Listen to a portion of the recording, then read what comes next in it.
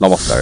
আজি এনেকুৱা এটা ঠাইলৈ গৈ আছোঁ য'ত নেকি বহু মূল্যৱান সম্পত্তি উদ্ধাৰ হৈছে আৰু যিখিনি সময়ত আমাৰ অসম তথা ভাৰতবৰ্ষত ওচৰ চুবুৰীয়া নেপাল বাংলাদেশত যেতিয়া টকা পইচা আৱিষ্কাৰ হোৱা নাছিল তেতিয়া কেনেকৈ লেনদেন কৰিছিল আৰু সেই লেনদেন কৰা বস্তুসমূহ বহুখিনি উদ্ধাৰ হৈছে, বস্তাই বস্তাই উদ্ধাৰ হৈছে আৰু আপোনালোকক দেখাবলৈ মই চেষ্টা কৰিম।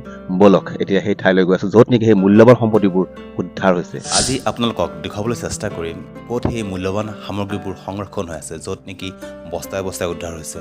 আৰু আজি মোৰ লগত আছে সুদূৰ মহাৰাষ্ট্ৰৰ পৰা পুনেৰ পৰা আহি উপস্থিত হৈছে এয়া হ'ল দীপক কেশকাৰ ছাৰ। আৰু ছাৰ ৭৫ বছৰ বয়সতো আজি মাজুলীত ভৰি দিছেহি। চাওক আজি মোৰ লগত আছে, ইমান ধুনীয়া পৰিৱেশ আৰু অকণমান গ'লে আমি পাম। ব'লক গৈ থাকক। এটা সময়ত যেতিয়া মুদ্ৰাৰ প্ৰচলন হোৱা নাছিলে তেতিয়া এই কৰিৰে মানুহে লেনদেন কৰিছিল, বজাৰ কৰিছিল। আপুনি 10টা কৰি দিছে, 10টা কৰি সমান মই বস্তু দিছোঁ। আৰু সেনেকৈ এই কৰিবোৰ ইয়াতে উদ্ধাৰ হৈছিল।